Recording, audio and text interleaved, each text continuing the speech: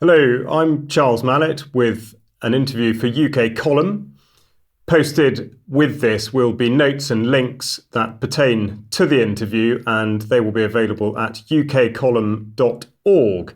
Now, today I'm very pleased to be joined by Angus McIntosh, who is a farmer of the Spear Estate near Stellenbosch, and I think we'll have an awful lot to talk about today. So, Angus, thank you very much indeed for joining me from South Africa. And to get started, I think it would be great if you could paint a broad brush picture for the audience and just explain, please, what it is that you're doing and why you're doing it. And I think with a specific bent on the regenerative aspect of your project. Charles, it's such a privilege to see you again, man. So we farm just outside of Stellenbosch, which is about half an hour from Cape Town. And I'm delighted you mentioned the word regenerative. So I'm very happy to talk about what we do. But before we talk about what we do, we need to talk about why we do what we do. The why is much more powerful than the what and the how.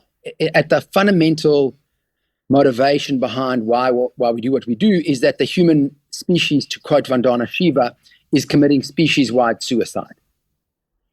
So it doesn't matter where in the world that you look, the cancer rates are going parabolic. Female eggs have plummeted. Male sperm counts have fallen off a cliff even more precipitously than female. The only place in the world where the population is still growing is sub-Saharan Africa. And then the quality of life of most humans is pretty miserable, considering how many pharmaceuticals they take and rates of depression and all of these things. You know, we are literally killing ourselves, and agriculture is one of the primary ways in which we're doing it, and it's also not talked about. I, in a previous life, was a Goldman Sachs stockbroker. I then built houses.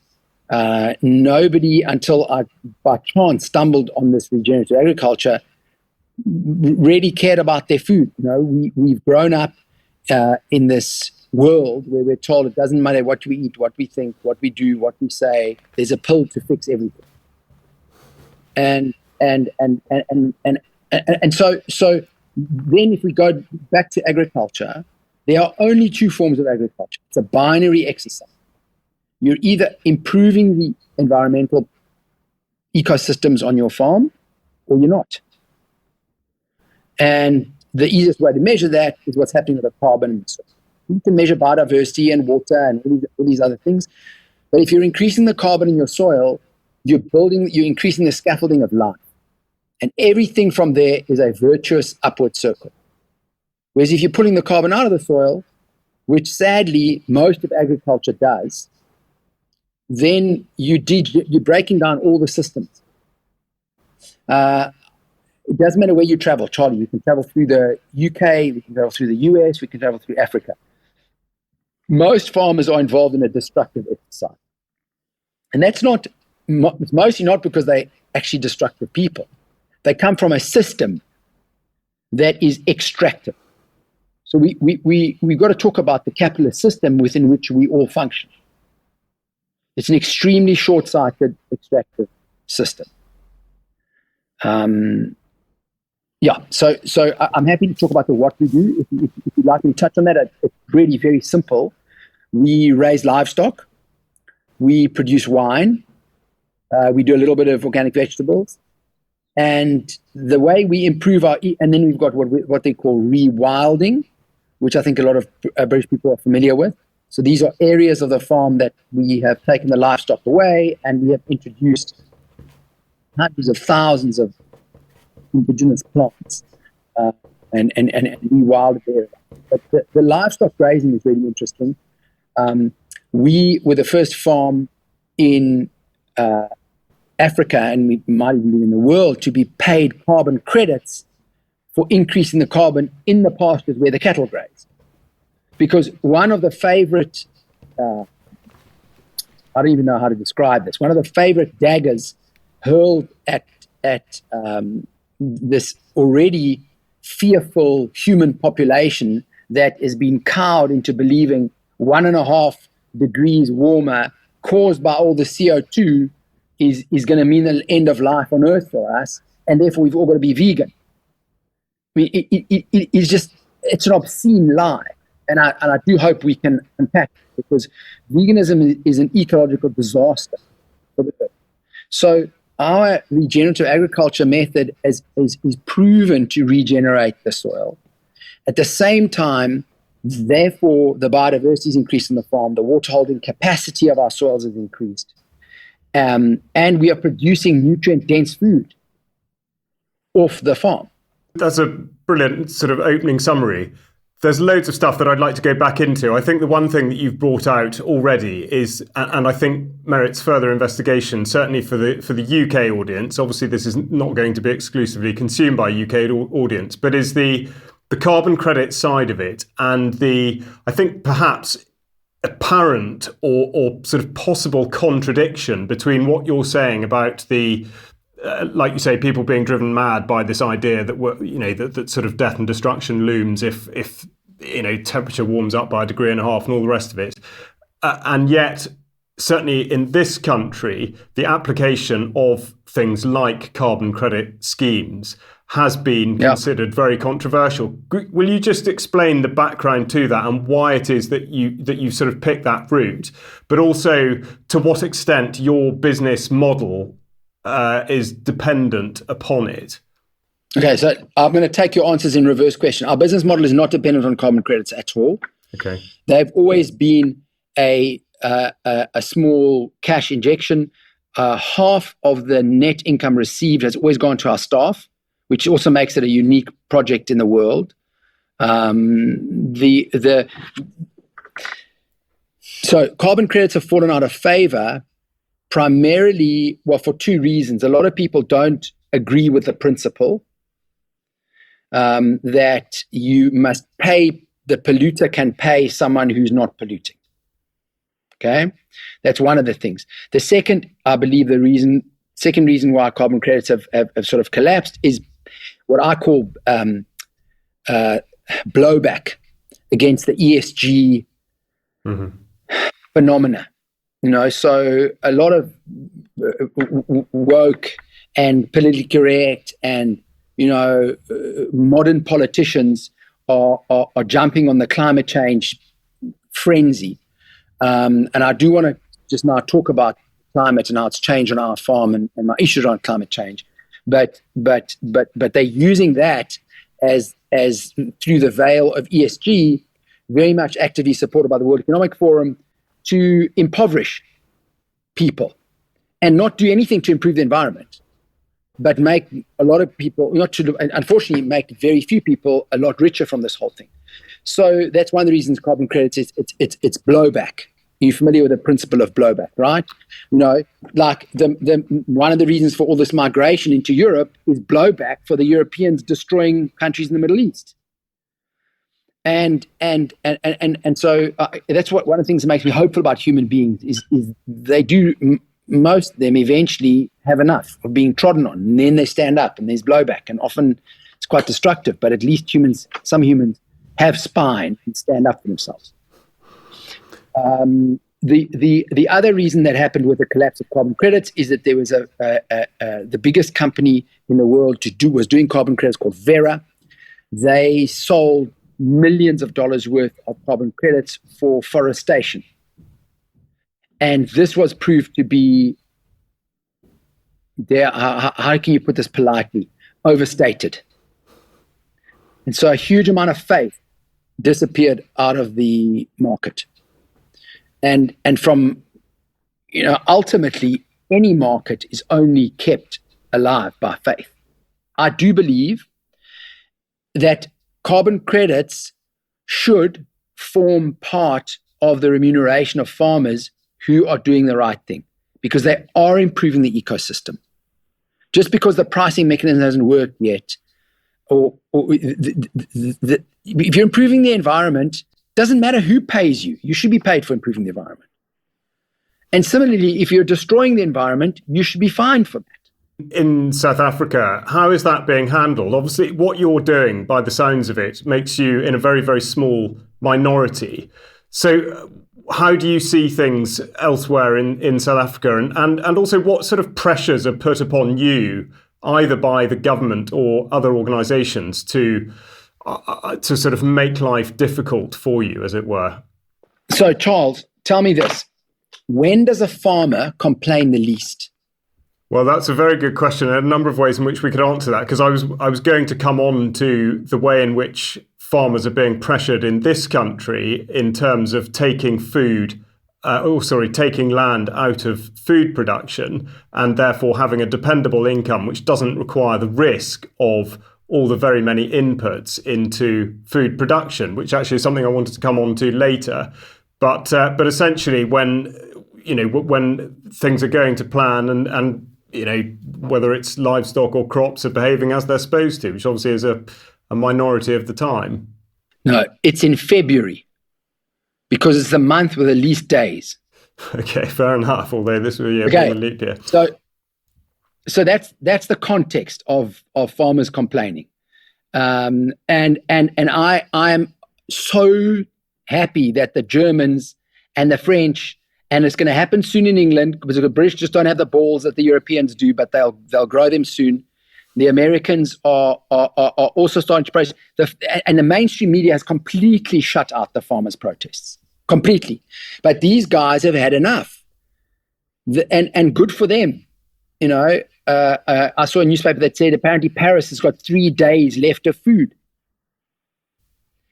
because these guys are being screwed over. Now, the governments are screwing them over, but big retailers also screwed them over. In America, the farmer only gets 14% of the price that the end consumer pays. Yeah. Okay? So the guys haven't thought this thing through. We can so easily produce enough food, nutritious, nutrient-dense food, whilst healing the earth all over the world. But it doesn't suit the status quo. Right. The pharmaceutical industry has spent the last 4 years flexing its muscles, showing us exactly how powerful they are. They shut the world down, for heaven's sake. Okay? Now, those guys, let me ask you this question. Antibiotics either go to animals or to humans. Do animals get more of the antibiotics or do humans get more of the antibiotics? Well, I think animals would probably get more than humans, or at least humans indirectly would, through animals, I suppose, receive a huge amount. Okay. Yeah, let's not talk about indirect. So what percentage of the antibiotics go to animals and what percentage goes to humans? I don't know, but you tell me about that and exactly what your views are on that. And also, just to add on to that, I know you were very outspoken going back to the pharmaceutical side of it. If you could just go back to your views on the COVID vaccines, which again I'd like to sort of bring into this discussion. But no, to carry on the antibiotics. So Charlie, 90% of all antibiotics in the world go to animals and 10% to humans. Why?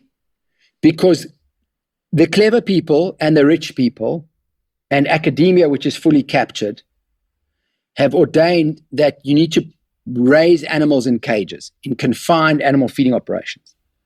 And because they're standing in their own toilet, I don't know if I can swear on this channel or not, but standing there on excrement, they are under extreme disease pressure. If you lived in your bathroom, or your toilet rather, you'd be under extreme disease pressure. So they have to get the antibiotics. And then also low-grade and solid antibiotics is a growth promoter, so they get fatter quicker. The consequence, of course, is that antibiotic resistance is a major problem in humans.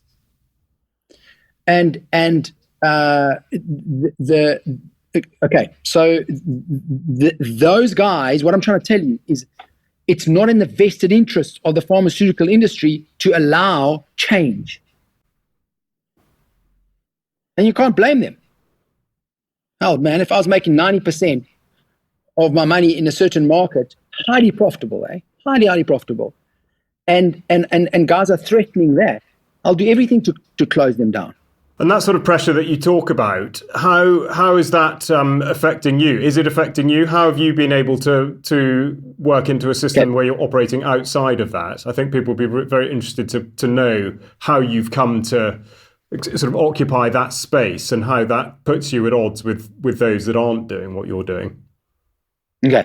So, Charlie, let me just answer your question about the COVID jabs before I answer that question. So, South Africa was at least 6 months behind America and the UK. Okay, and if you wanted it on my website, which is farmerangus.co.za, under the blog, I wrote a thing. I don't know. I can't remember how far into COVID. I can look it up. But I said why I wouldn't force vaccinate my staff. Okay, and I gave a whole list of things, and we're welcome to read them. The first one was informed consent. We still don't know what was in it. The pharmaceutical companies were never forced to explain what's in it. And I mean, there's now been hundreds and hundreds of research papers of people who've been analyzing the stuff. I mean, there's S40 virus in there, which is a simian virus, which is specifically designed to cause cancer. I mean, these things are highly poisonous. But so there was no information.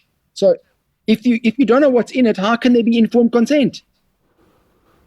Anyway, there's a whole lot of other lists of various things, and mRNA and DNA and whatever. But that's fundamentally, I don't believe it's my right as an employer to take a health decision for my staff. And so, but we were very lucky here, despite all of South Africa's problems, of which there are many. Okay, most people, in fact, the only people who lined up to take the jab are the mostly white folk and then the rich black guys who watch mainstream media, and you get caught up in the fear of everything. The average Joe on the street who's desperately trying to just get some food on the table and who's black was like, COVID's a white man's disease. Africa doesn't have a good history of being experimented on with vaccines. Okay? So why should we take something? And so Africa apparently as a continent has like a 6% injection rate, something like that. But your question was around how do we farm within the paradigm? I mean, no man is an island. And so I have friends and mentors in the conventional agricultural system. Philosophically, we don't share their philosophy, but a lot of their systems and insights I've implemented. So for us, it's more of a challenge about production. There's a thing called bird flu that's gone through, the world, and there's various strains all the time. But what's happened is we're at 50% of our egg production and have been for 7 months. We can't buy any replacement hens. So these are sort of the challenges that we the other thing is, it's just production issues more than anything else, and they're not necessarily unique to me as a farmer. And on the production side of it and the yield side of it, you touched on this a little bit earlier. We're always told that the challenge is to feed the world, and we hear a lot about sort of world poverty, world hunger, and all that kind of thing. What you're doing and the way in which you're doing it, the yield will be different from the industrialized farming system. Will you just talk a bit about how it is that you would see a world in which hypothetically all farming was conducted in the manner that you're doing it, and how that would satisfy the food requirement for the world, or even on a country basis? How would South Africa look if it were farmed as you're farming? Charles, thanks for that question.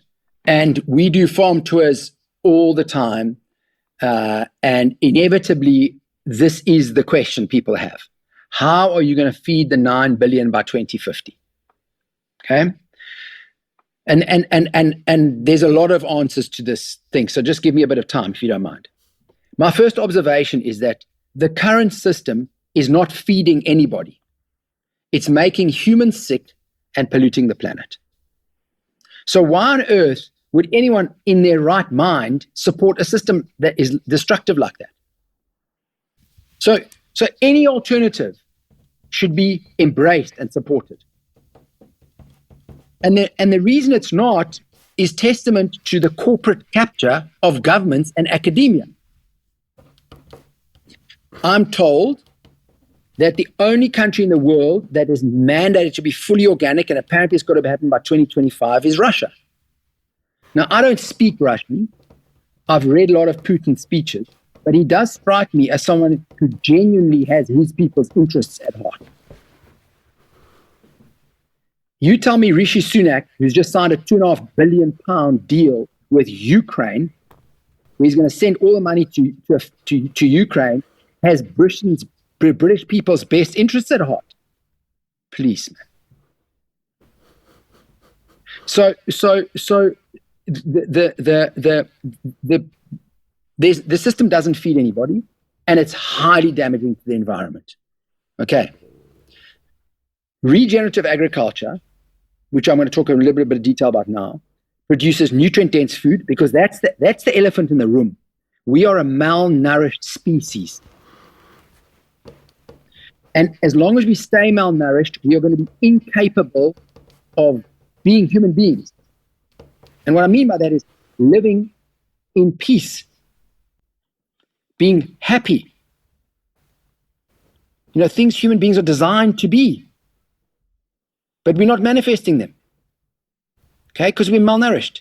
Obesity, starvation, infertility, antidepressants, or malnutrition. Of course, there's trauma and. But a properly nourished being can handle anything that comes at it. So let's talk about South Africa, because I did this exercise in South Africa. In fact, let's just talk about carbon credits again. We have, over the last 12 years, sequestered. So sequestered is the process of pulling carbon out of the air and putting it into the soil. An average of 12.83 tons of CO2 per hectare per year. What it means is that if every farm in South Africa farmed the way we did, we would sequester 2.83 times our total emissions. And guess what? South Africa is a tiny little country, but we're the 14th biggest emitter of CO2 because our electricity is coal powered. And so, you know, if every farm in South Africa put a third as much CO2 into their soils as we do, then we're net zero. You know that phrase that they're trying to hit us with. Okay? So that's just a side effect of going regenerative. We're not talking about nutrient density yet. There is a guy in America called Dan Kittredge who's developing a nutrient density meter. Because, Charles, let me tell you, the future of retail is going to be this. You're going to walk into your shop, you're going to pick up a handheld meter, and you're going to scan your products for quality. And you're going to pick the most nutrient-dense one. Dan Kittredge is tested carrots. There are some carrots have 150 times the nutrients that others have. All depend on how they're raised and how they're farmed. So it's not good enough to say, oh, I'm vegetarian or I'm vegan or I'm an omnivore and I eat carrots. No. What type of carrots do you eat? Are you eating the most nutrient-dense ones, which will get all the nutrition you need, from the carrot, or not? So South Africa, I did this exercise. And again, I've only farmed in South Africa. I can do this exercise. I guess we could do it for any country in the world. And some will be able to produce more and some less. And there are areas of South Africa that are really fertile and other areas which are very arid. However, if for South Africa, again, it's on my blog. It's Can South Africa be fed regeneratively is the title of the blog post. There's a whole spreadsheet filled with these assumptions. And my assumptions are as follows. The first thing we do is we take out all the sugar cane. So sugar has no place in the human diet. It just makes sick and fat. The second thing, we take out all the gum plantations, these eucalyptus trees, which they just destroy the ecology. We then take all the animals out of their cages and we put them on multi-species pastures. And the multi-species pastures aren't these huge, they are big pastures, but we have the shelter belts of mixed nut fruit trees planted and indigenous trees planted all around them. So to bring in incredible biodiversity. We change, therefore, half the maize planted doesn't need to be there anymore because cattle will now not be grainivores anymore, but herbivores as they're designed to be. And the same with lamb. They won't be grainivores, they'll be herbivores. So we then change all the farms to what we call rotational grazing, which is what we practice. A lot of animals, small space, short period of time, followed by a long resting period. That's what's enabled the carbon to increase in our soil. That's how the richest soils in the world, the American prairies, were created. Okay, and so the gum plantations go. The corn gets cut in half. We change everything to rotational grazing. Under that scenario, which again is a possibility and not a probability, South Africa becomes a net exporter of grass-fed beef. And again, we can do these exercises. Why have you guys got thousands and thousands of acres of rape fields? That stuff is poison. It's literally exploding your heart. It's a primary ingredient in margarine. A margarine factory has got to be explosion proof. So I'm saying to you, Charles, our governments, I'd love these governments to break down. But fundamentally, they've forgotten that they are civil servants. They need to create the environment where people can thrive. And if a population has to rely on margarine because the price of good food has been shot through the roof, it's a disaster. And I do want to say one thing about pricing of food before people say, oh, this is an elitist thing. I say to my staff, because they love buying these, I think in England they call them crisps. Here we call them chips. They're these little Doritos or Frito-Lays or whatever they're 20 gram pack. Okay, that's the favorite thing these guys buy. And then the farm is littered, not my farm because I've trained my guys not to litter, but the general area of Cape Town is littered with these bloody chip packets. So I said to them, you're going to go and pay 20 Rand for a chip packet. That translates to 163 or 164 Rand a kilogram. Beef mince is 90 Rand a kilogram. That's what you've got to start thinking about, is nutrition. Your argument will be very, very coherent and understandable to the audience. I think the thing that seems to be such an obstacle is how is the information that you hold, the knowledge that you hold, the reason that underpins all of it, how is that communicated effectively? How is it that message spreads? And, you talk about academia and media, government being captured. What's your, in a way, what do you envision for how that starts to change? Charlie, the first thing is we have conversations like this, you and I, and we hope that someone listening is moved by it. Because the fact is that human beings are not going to change because of some intellectual thing that's presented to them. They change when they are moved in their hearts. And so what we can hope is that people are moved. And so there's a big emphasis for us on making sure our packaging is telling the story and it engages people. Okay? And again, I there's a guy called Buckminster Fuller. I don't know if you're familiar with Buckminster Fuller's work out of the US. He's long dead, but one of the things that he said was, don't fight the old, build the new. And so, that's, let's say in the media, why fight the BBC?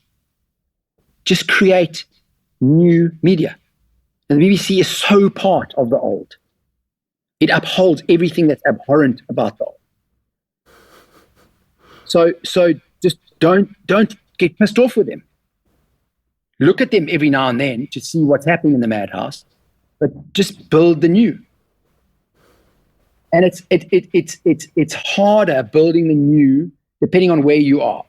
I mean, the irony of America, for example, is the USA gave birth to this monstrosity that is conventional agriculture. Feedlots and Monsanto and all these things came out of America. And yet the regenerative agriculture movement in America is so strong. It's the strongest there. It's a fertile place to go. And I'm told in the UK, there are a couple of farmers really doing amazing things. I mean, there's a farm called Yatesbury Farm, which I think is in Wiltshire. Incredible things they're doing. Then there's another guy called Andy Cato called Wild Farmed. You know, and there's this community, there's this list of people growing. But we're facing it's a mega trend, Charles. As people have urbanized, they've lost touch with nature and therefore lost touch with their food. And people are still urbanizing. Over the time that you've been doing what you have been doing, how have you perceived the people around you responding to it and sort of in the wider context across the country? Are you aware of many other people in South Africa doing similar things? There are a few farms doing things, and whether they've been inspired by me or not, it just really doesn't matter. I open source everything. I publish all my plans everywhere. The interesting thing is that the Americans have a saying, nature bats last. And it's from baseball.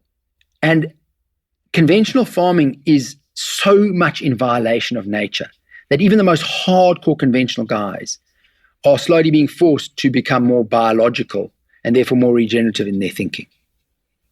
Because eventually their soils are so exhausted that they have to turn to biological things, which are more regenerative. My biggest issue is the retailers. How can we get them focused on nutrient density?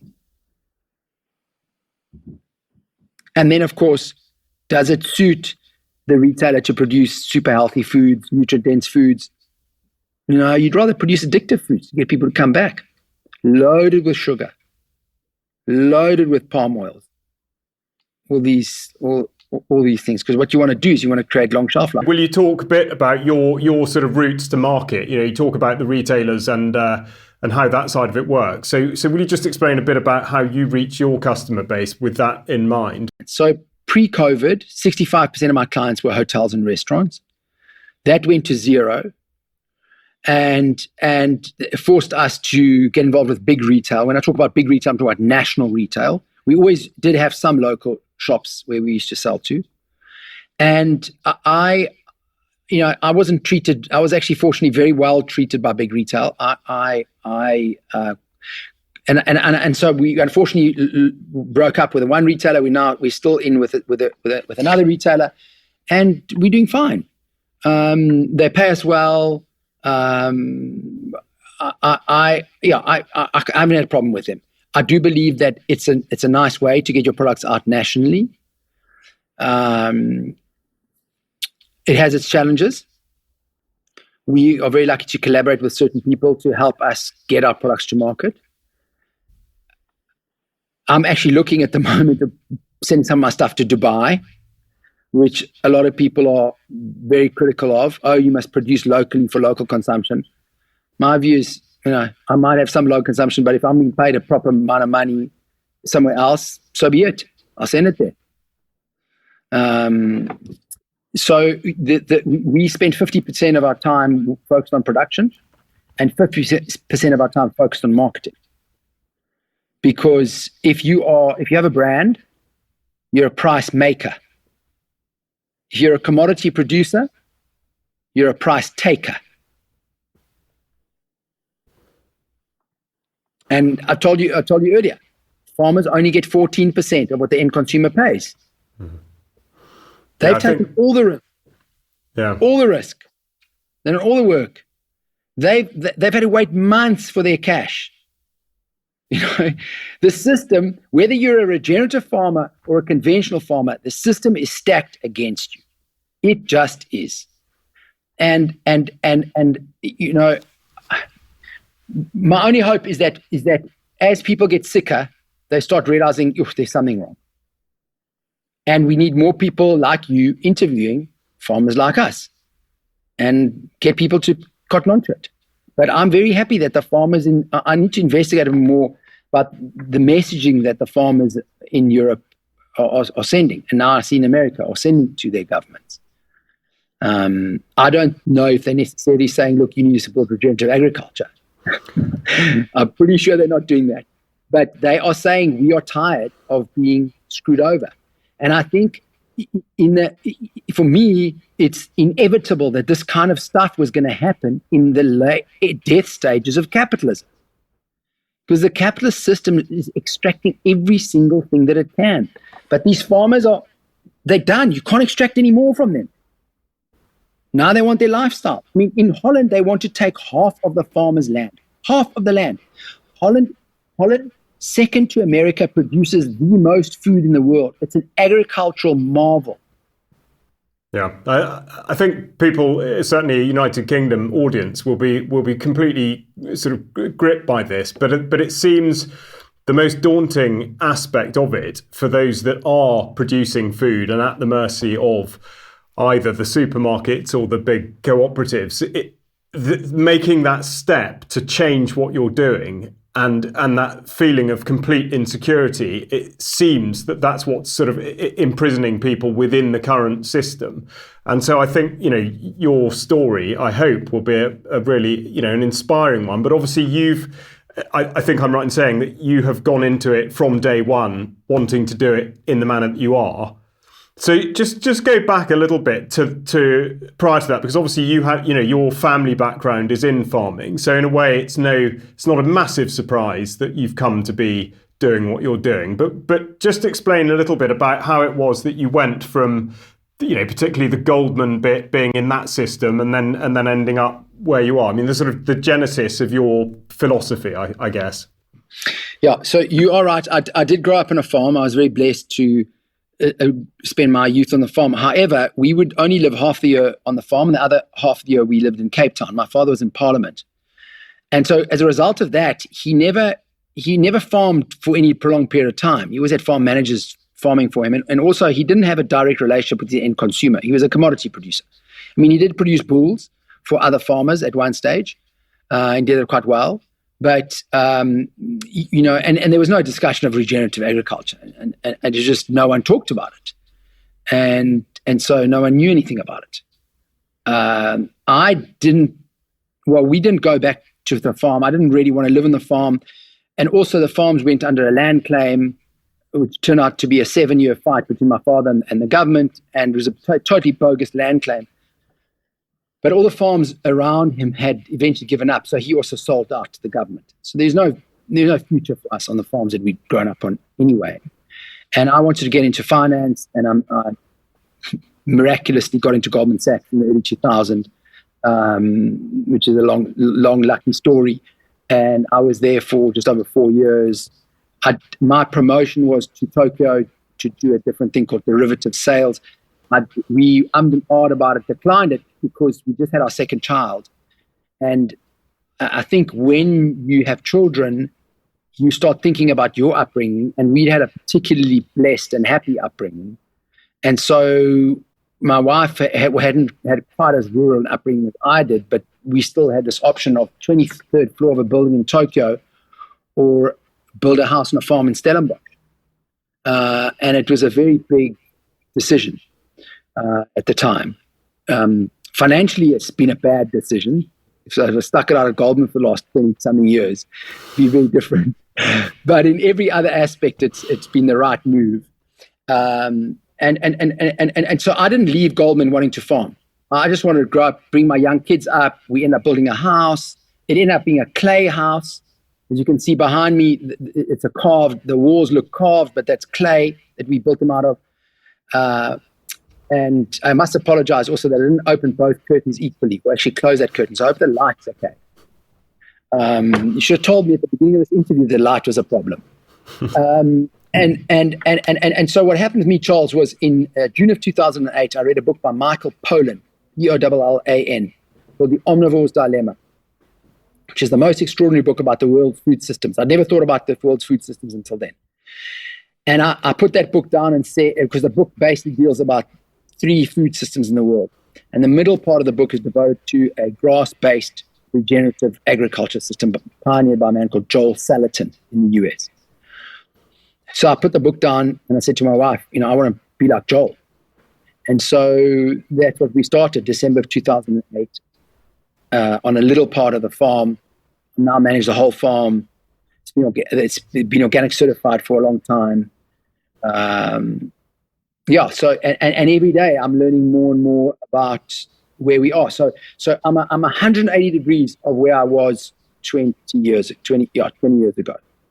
I'm not, I was very happy when I was at Goldman. I drank the Kool-Aid, man.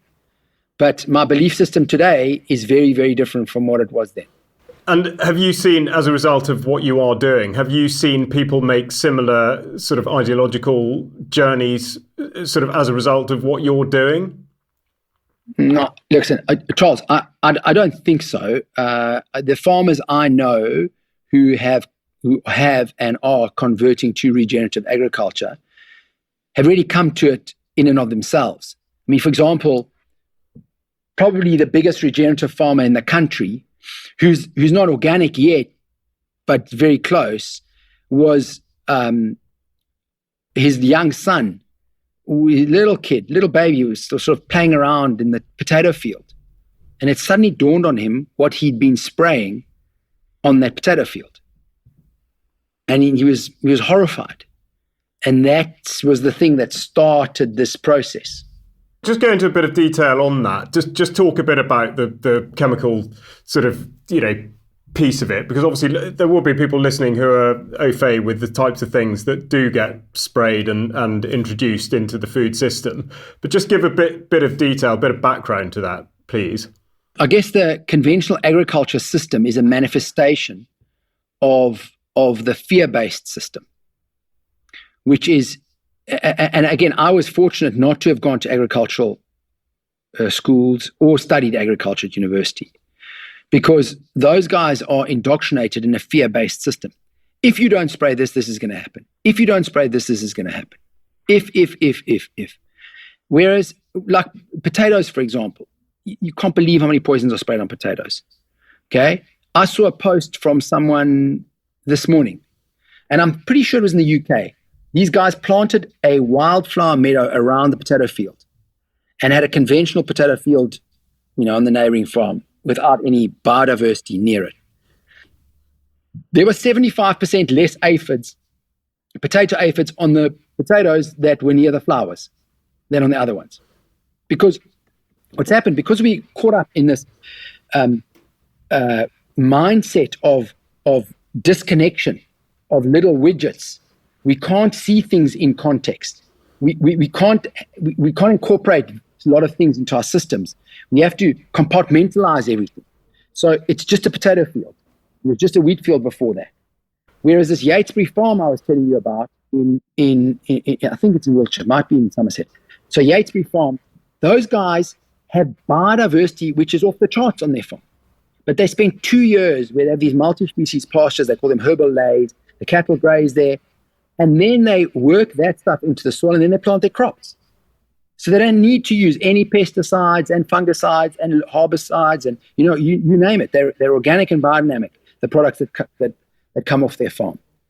So but they've had a huge mind shift. It's been a very big challenge for the Gants and dealing with pests. In fact, apparently he now lectures at Reading University on integrated pest management. About how to deal, because what happens is the first law of nature is the law of diversity. I don't know, what's your favorite food? Meat of some description. Okay. Yeah, well, now my own example is going to blow up in my face, because I was going to say you can't just eat meat all the time, but that's not true, because I've got No, seriously, I've got friends of mine who for the last 4 years have been very strict carnivores, and that they are in supreme condition, mentally, physically, they're very, very well. But mostly the answer is, it's eggs and bacon on some white toast or, whatever it is. The point is that you can't just do one thing. You need diversity. But we haven't applied that to the way our food is grown. We have these massive, massive, massive crops of sick plants that are obviously going to be attacked by insects. What do you think is the role of the insect in the ecosystem? Well, I think the audience would be much more interested in hearing from you exactly what the role of the insect is. But as well as talking about that, because actually the potato field stories will really chime.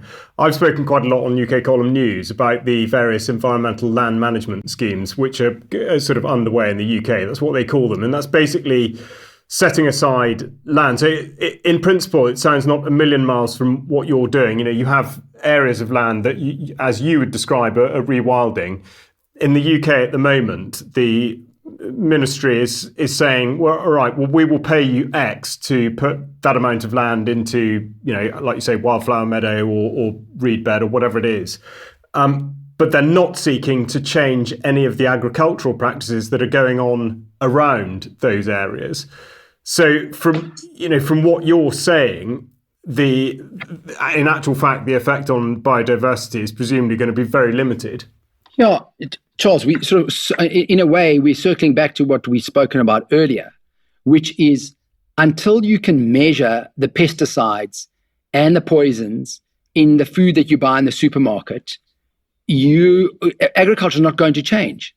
Farmers are completely able to change, but they're producing what the market's demanding of them. If there was fair money in grass-fed beef and there were more carnivores in the UK, there'd be less people planting rape. Yeah. And if people realized that there was, it's not so much the gluten, but it's the glyphosate, which is a poison to dry out the gluten that people are allergic to, but people would just eat less wheat, there'd be more multi-species pastures. A very famous, he's dead now, but he was in the 50s and 60s. He was at his most famous, a man called Newman Turner in the UK. He had the number one ranked Jersey dairy herd in the UK. And the first foot and mouth outbreak came, and he wrote a public letter, it was published in the Times, to the Minister of Agriculture, because they started culling these animals. And he said, it is a management problem, foot and mouth. Bring me a herd that has foot and mouth onto my farm. I'll mix them with my cattle all day long for 2 weeks. And I'll show you none of my cattle will get foot and mouth. Now, they chickened out and didn't take him up on his offer, but he had 54 varieties of grasses, legumes, herbs, and things growing in his pastures, or his herbal lays, whatever you used to call them. So here was a guy maxing out on diversity, and foot and mouth didn't do anything to him. Yeah. So again, Charles, we've got to get out of this mindset of monocultures. Yeah. Just tell us a bit about that, Angus. We've talked a lot about the sort of bigger picture stuff and the philosophical side of it, which is completely compelling. But I think people would like to just have a bit of a snapshot of what, on a more sort of minute level, what it is you are doing. Just talk about the various species that you have, the livestock and that kind of thing, and also how demand for each of your products has perhaps changed over the years, and what you've seen as sort of, an interest in increasing and all that kind of stuff. I think people just a picture of the day to day, as it were. So the first thing to understand is we are very fortunate with our weather. Okay, it's 40 degrees here today, which is the hottest day of the year, of the summer so far. So it's usually not quite as hot. And now our winters, I mean, to an English person to say we have a winter it's an insult to you guys, because you guys know what cold and wet winters are. But so we do, have rain. It's rainy and cold by our standards in our winters. But even with that, we don't have any barns, so we don't need to put our cattle, for example, in a barn. Whereas you guys are 4 to 5 months, you have your cattle in barns. So it's a very different way in which we can farm. We practice what's called rotational grazing, inspired by a man called Alan Savory. And the principle, as I said earlier, was a lot of animals in a small space for a short period of time, followed by a long resting period. So we wait at least 6 weeks before any animal is allowed to regraze an area. And so you have this diversity that increases, your carbon cycle stays intact because the plant has matured. Because you're putting a lot of animals in a small space, there's competition for grazing, so they eat everything. They mow it all down. Whereas the conventional way to look after animals is you leave them in a paddock for a week or a month. And like children, they'll take the sweetest things. And that plant eventually goes, I'm so tired of being hammered, it just disappears. And a less palatable species comes in its place. You know, again, I'm not familiar with the UK landscape and how it's changed over time. I believe hundreds of years ago, there were a lot more forest in the UK. But in the last summer, friends of mine who lived there were saying you get kind of heat waves. But when they walked in the hedgerows, it was much cooler, okay? Because the hedgerows were established, some of them are natural hedgerows. There's a working ecosystem. It's not like these massive open fields where they've just monocultured everything. And what I'm trying to say is the monoculture mindset is everywhere. UK, South Africa, USA, you name it. So the way to change it, I believe, is to talk about nutrient density, to encourage supporting your local farmer. It's very easy. It's much easier in the UK, I think, to support a local farmer because your logistics infrastructure is much more complete than ours. It's difficult and expensive to move things around. The other complication, of course, is that meat needs a cold chain. Yeah, that's why it's nice being in with big retail, because they've taken care of those logistics. So I'm told that it's easier to move meat around the UK than it is around South Africa. Not just because the UK is a smaller country, but your infrastructure works better than ours. I'm sure that's the case, and there must be all sorts of challenges I think that you would face that would be completely different here.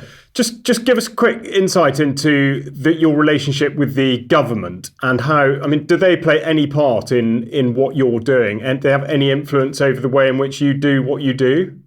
I loved it when you said earlier, you talked about set aside, because one of the things I do know in the UK is if you set aside land, and I do want to say that unfortunately the set aside, what's great about for set aside land in the UK as a farmer is getting paid to set aside land. The problem with a set aside is that it should actually be managed and managed with livestock, certainly at the beginning stages, before it's fully rewilded, to improve the ecosystem. But those guys don't have that mindset. They're like, no livestock's allowed anywhere. You know, the most famous rewilding place in the UK is called Ladies Isabella Tree. I don't know what their farms, but they've now, parts of their farm, they're farming regeneratively now for 20 years, having no livestock on, because they've realized that ecosystems need livestock to improve. And Charlie, this is the most fundamental message we're trying to get across, is that use livestock properly. It's not the cow, it's the how. And if you do that properly, you can heal the ecosystem and produce nutrient-dense food. The bit that I wanted to get was just to perhaps illustrate the differences between government intervention here and what you face in South Africa. Just give me a quick snapshot on the government side of it. Okay. So unlike the UK government, which pays you to set aside, the South African government has no interest in agriculture at all.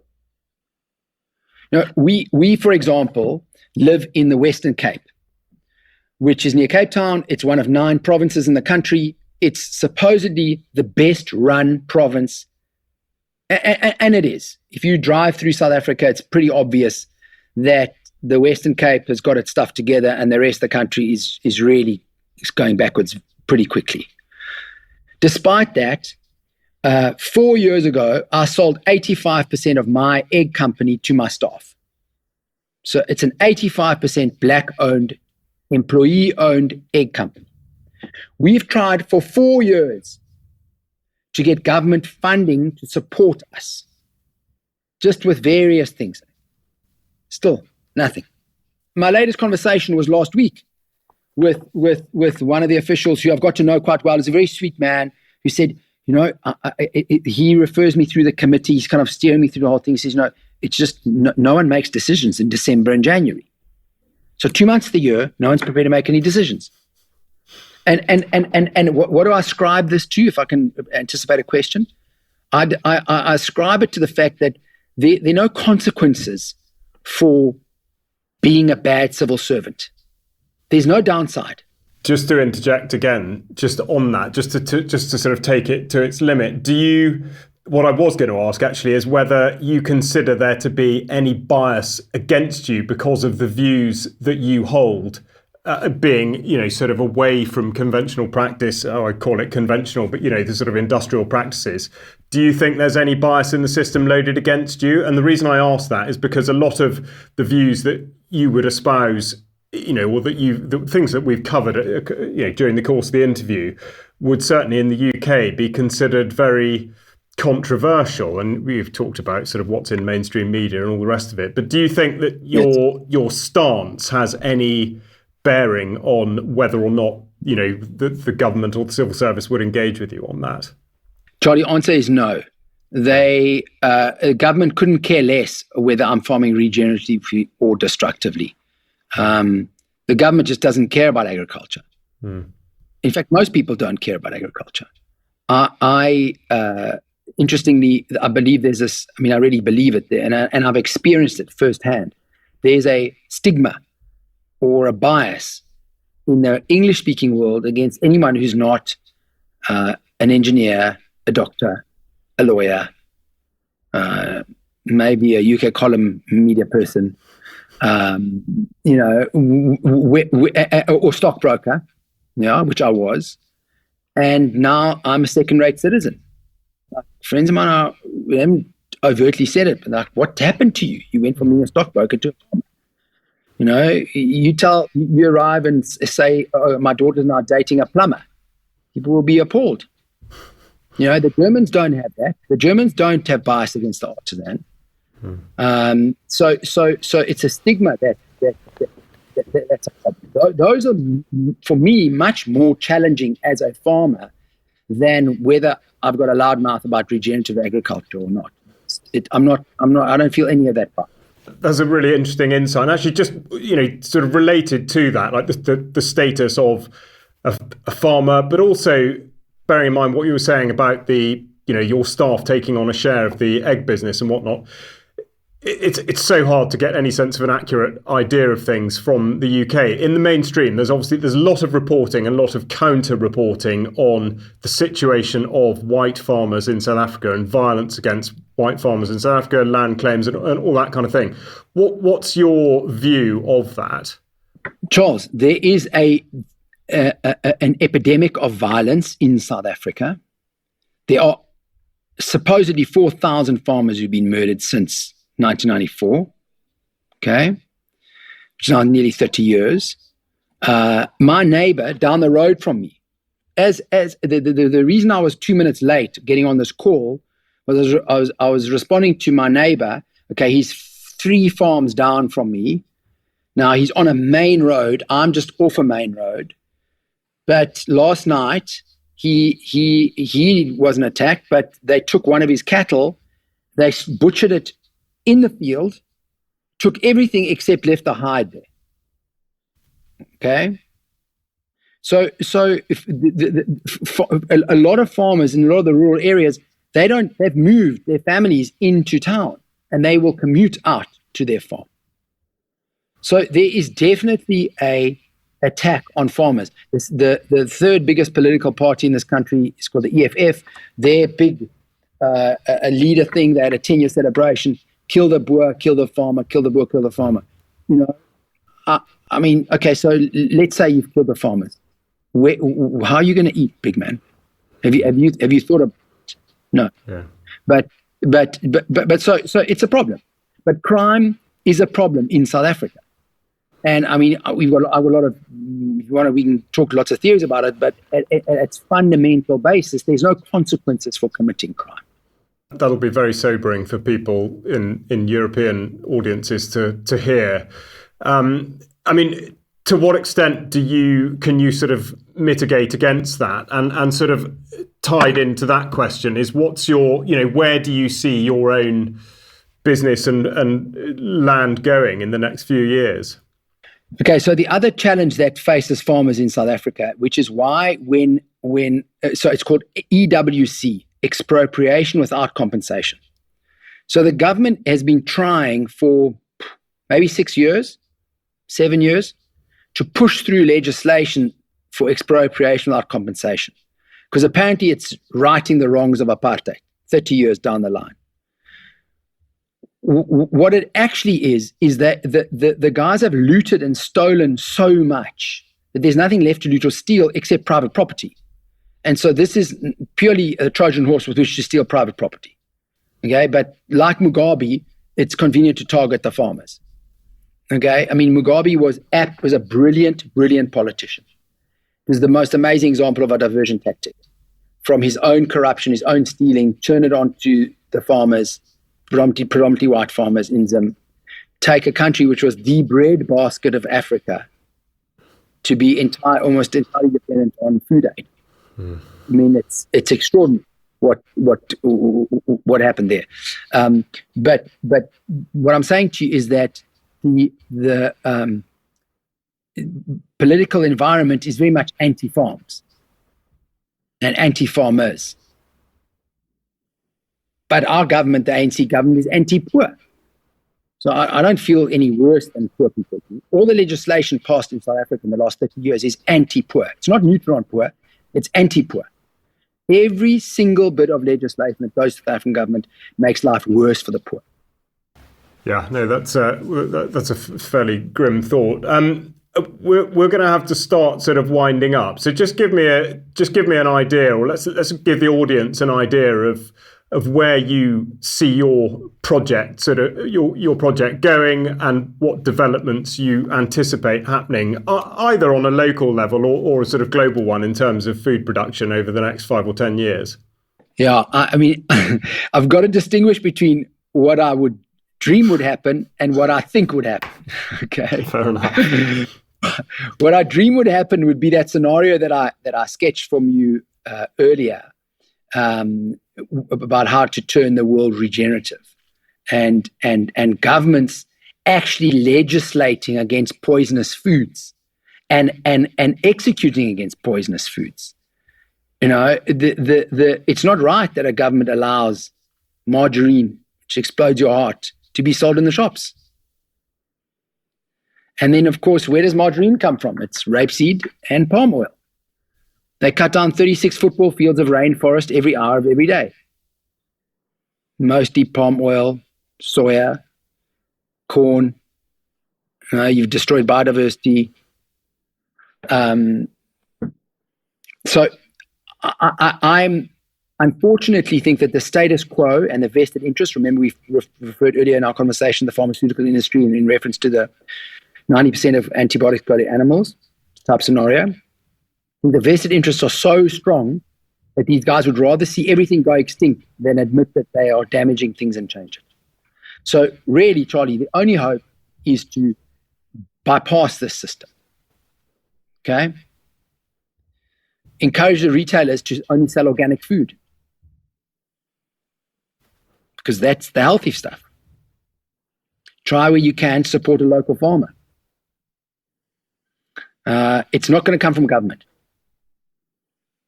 And also, the population that eats healthy food is not going to require so much medication.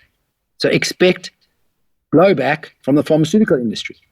And the last thing I want to tell you, Charlie, is there's an amazing book written by a man called Weston A. Price, Price. And the book is called Nutrition and Physical Degeneration. It is a study of 10 years of traveling around the world, mid-1920s onwards, 10 years, with the aim of finding societies that had never eaten the white man's food. So there's tin food, sugar, highly processed food, ancestral eating. And he found them all over the place. He even found a remote valley in Switzerland that had never opened up the year before. And in all these places, he found There were no mental diseases. There was no anxieties. People were treated well up into old age. Women conceived unassisted. What did we talk about fertility earlier? Women gave birth unassisted. Okay, so these were whole societies. Yes, they fought each other, and they didn't necessarily have the modern amenities that we had, but they were happier people. And that's all that we can hope for, is that we become more whole as our food becomes more whole, because our ecosystem will also become more whole at the same time. I think that's a perfect place to close, a positive vision for the future. Angus, tell the audience, please, where can people find out more about what you're doing?